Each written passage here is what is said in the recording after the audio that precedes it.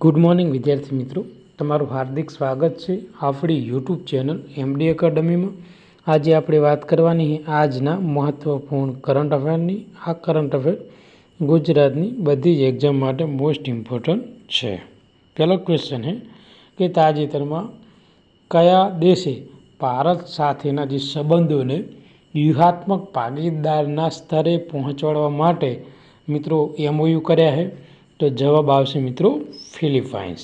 ભારત અને ફિલિપાઇન્સ વચ્ચે મિત્રો ટોટલ 9 એમઓયુ થયા છે। કેટલા એમઓયુ થયા છે? 9। ઓકે, તો આપણે ડિટેલમાં જોઈશું આ ક્વેશ્ચનને। તો ભારત અને ફિલિપાઇન્સે તાજેતરમાં મિત્રો વડાપ્રધાન નરેન્દ્ર મોદી અને જે ફિલિપાઇન્સના રાષ્ટ્રપતિ છે મિત્રો ફર્ડિનાન્ડ રોમુ આલ્ડેસ જે માર્કોની જુનિયરની હાજરીમાં મિત્રો 9 સમજૂતી ઉપર કરાર કરવામાં આવ્યા છે। આ હસ્તાક્ષર કરી અને તેમના રાજદ્વારી જે સંબંધો છે કોના? ભારત અને ફિલિપાઇન્સના, એ સંબંધો મજબૂત થશે। વ્યૂહાત્મક સંબંધોમાં એક મહત્વપૂર્ણ પગલું ભરવામાં આવ્યું છે। આ એમઓયુમાં મિત્રો ટોટલ 9 એમઓયુ કરવામાં આવ્યા છે। એમાં કઈ કઈ એક જગ્યા ઉપર, કયા કયા ક્ષેત્ર ઉપર? તો એક સંરક્ષણ, ડિજિટલ ટેકનોલોજી, અવકાશ સહયોગ, દરિયાઈ સહયોગ, પ્રવાસન, સંસ્કૃતિ આદાન પ્રદાન તેમજ કાનૂની અને જે વૈજ્ઞાનિક સહયોગો સહિત વિવિધ ક્ષેત્રોમાં મિત્રો ભારતે ફિલિપાઇન્સ સાથે મિત્રો આ મહત્વપૂર્ણ 9 જેવા એમઓયુ કરવામાં આવેલા છે મિત્રો। જેટલા પણ વિદ્યાર્થી મિત્રો આપણી યુટ્યુબ ચેનલમાં નવા હોય તો ચેનલને સબસ્ક્રાઈબ કરી લેજો, જેથી કરીને કરંટ અફેરના બધા જ વિડીયોની નોટિફિકેશન તમને મળી રહે। તો આગળનો ક્વેશ્ચન જો ને મિત્રો મોસ્ટ ઇમ્પોર્ટન્ટ છે, આવનારી એક્ઝામમાં 100% પૂછાશે। તો ગગનયાન કાર્યક્રમ માટે અવકાશયાત્રીનું જીવનનું અનુકરણ કરવા માટે ઇસરોએ હોપે મિશન ક્યાં શરૂ કર્યું છે? તો લદ્દાખમાં મિત્રો ઇસરો દ્વારા આ જે હોપે મિશન છે ને એ શરૂઆત કરવામાં આવેલી છે। તો જોઈશું આપણે તેની ડિટેલ। તો 1 ઓગસ્ટ 2025ના રોજ ભારતીય અવકાશ સંશોધન સંગઠન એટલે કે ઇસરો એ લદ્દાખમાં 10 દિવસનું આ ઊંચાઈ આઇસોલેશન પ્રયોગ શરૂ કર્યો છે મિત્રો, જે 14,000 ફૂટની ઊંચાઈએ હાથ ધરવામાં આવેલો હોય। આ મિશન ચંદ્ર તથા મંગળ પર લાંબા ગાળાના જે અવકાશ મિશન પર અવકાશયાત્રીઓએ એ પરિસ્થિતિનો સામનો કરી છે તેનું અનુકરણ કરે છે। આ જે પહેલ છે એ ભારતના ગગનયાન, માનવ અવકાશ ઉડાન કાર્યક્રમ અને ભવિષ્યનું આંતરગ્રહીય સંશોધન માટે તૈયાર કરવામાં આવેલો એક ભાગ છે। તો હોપેનું ફૂલ ફોર્મ શું છે એ યાદ રાખજો મિત્રો, Himalayan outpost for planetary acceleration હોપેનું ફૂલ ફોર્મ છે। બેંગલુરુમાં સી સ્પેસ ટેકનોલોજી ફર્મ જે પ્રોટોકોલને દ્વારા બનાવવામાં આવેલું છે। અને આ સ્થળનું આ જે સ્થળ છે એનું ઉદ્ઘાટન તેના મિશન થવાના એક દિવસ પહેલાં જ ઇસરોના આ ચેરમેનને મિત્રો જાણકારી આપી હતી। તો ઇસરોના ચેરમેન કોણ છે? તો વી નારાયણ। આગળનો ક્વેશ્ચન છે કયા રાજ્યના ભૂતપૂર્વ જે રાજ્યપાલ છે સત્યપાલ મલિકનું 79 વર્ષે મિત્રો નિધન થયું છે? તો જમ્મુ કાશ્મીરના ભૂતપૂર્વ જે રાજ્યપાલ હતા સત્યપાલ મલિક એનું અવસાન થયેલું છે। તો જમ્મુ કાશ્મીરના ભૂતપૂર્વ જે રાજ્યપાલ છે સત્યપાલ મલિક એ 5 ઓગસ્ટ 2025ના રોજ 79ના વયે બીમારી બાદ મિત્રો તેમનું અવસાન થયું છે। તેમનું અવસાન નવી દિલ્હીમાં જે રામ મોહન લોહિયા હોસ્પિટલ છે બપોરે 1 વાગે તેમને મિત્રો અંતિમ શ્વાસ લીધા છે। અને એક અનુભવી રાજકારણી મલિકે જમ્મુ કાશ્મીરના ઇતિહાસમાં સૌથી મહત્વપૂર્ણ તબક્કામાં ભૂમિકા ભજવી છે। 2019માં મિત્રો કલમ 370 નાબૂદ કરવા જેવા સમાવેશમાં તેમને મહત્વપૂર્ણ ભૂમિકા ભજવેલી છે। પીએમ નરેન્દ્ર મોદીએ સેન્ટ્રલ વિસ્ટા પ્રોજેક્ટ હેઠળ પ્રથમ કોમન સેન્ટ્રલ સેક્રેટરીએટ બિલ્ડિંગ ક્યાં ભવનનું ઉદ્ઘાટન કર્યું છે? તો કર્તવ્ય ભવનનું ઉદ્ઘાટન કરેલું છે. તો પ્રધાનમંત્રી નરેન્દ્ર મોદી દ્વારા કર્તવ્ય ભવનનું ઉદ્ઘાટન કરવામાં આવ્યું છે, જે મિત્રો મહત્વાકાંક્ષી કોમન સેન્ટ્રલ સેક્રેટરી પ્રોજેક્ટ હેઠળ એક મકાન છે, જે સેન્ટ્રલ વિસ્ટા રીડેવલપમેન્ટ યોજનાનું મુખ્ય તત્વ છે અને આ કેન્દ્ર સરકારના કાર્ય કરવાની રીતને રૂપાંતર કરવા તરફ એક પગલું છે, જેમાં બહુવિધ મંત્રાલયો અને વિભાગોએ એક જ આધુનિક કાર્યક્રમને સંકુલમાં એકીકૃત કરવામાં આવશે. આગળ વાત કરવામાં આવે તો ઇન્ડસ બેંકના મેનેજિંગ ડાયરેક્ટર તરીકે અને CEO તરીકે કોને કાર્યભાર સંભાળેલો હોય? તો રાજીવ આનંદ છે ને એ મિત્રો જે ઇન્ડસ બેંક છે ને એના નવા MD તરીકે તેઓ કાર્યભાર સંભાળવાના છે. ઓગસ્ટ 2025માં કયો દેશ herbal medicine safety and regulation પર WHO એટલે કે IRCH વર્કશોપનું આયોજન કર્યું છે?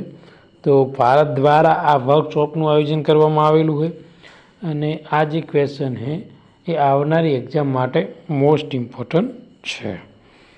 તો 6 ઓગસ્ટથી લઈને 5 ઓગસ્ટ દરમિયાન ગાઝિયાબાદમાં herbal medicine safety and regulation પર જે WHO અને IRCH વર્કશોપનું આયોજન કરવામાં આવ્યું છે, જે આયુષ મંત્રાલય દ્વારા વિશ્વ આરોગ્ય સંગઠનના સહયોગથી જે pharmacopoeia commission for Indian medicine and homoeopathy દ્વારા આ સમર્પિત છે અને આ જે વર્કશોપ છે એ વૈશ્વિક સલામતી ધોરણના નિયમો અને જાહેર આરોગ્ય પ્રણાલીમાં પરંપરાગત દવાના એકીકરણ ઉપર ધ્યાન કેન્દ્રિત કરે છે. મિત્રો આગળ વાત કરીશું તો મિત્રો આગળનો ક્વેશ્ચન આપણા માટે મોસ્ટ ઇમ્પોર્ટન્ટ છે.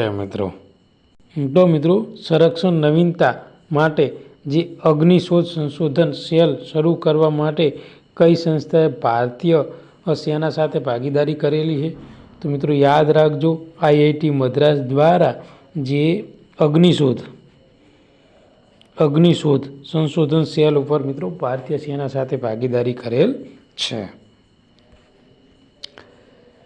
કિરણોત્સર્ગ આઇસોટોપનો ઉપયોગ કરીને ગેંડાના શિકારનો સામનો કરવા માટે કયા દેશે રાઇસોટોપ પ્રોજેક્ટ શરૂ કર્યો છે?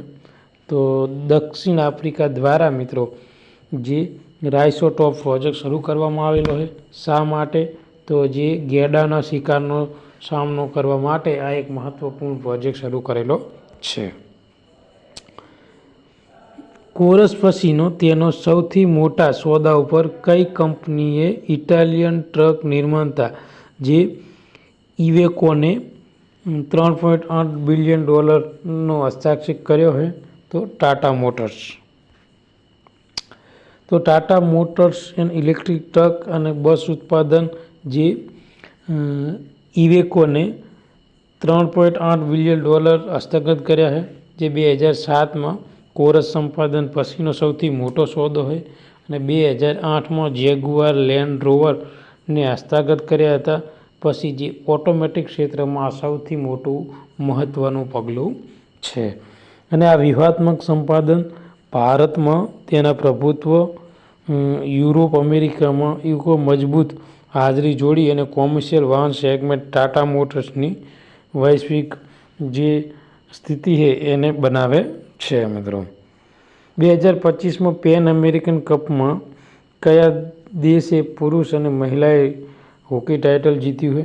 તો આર્જેન્ટિનાએ. ક્ષમતા નિર્માણતા આયોગના અધ્યક્ષ તરીકે કોણ કાર્યભાર સંભાળવાનું છે?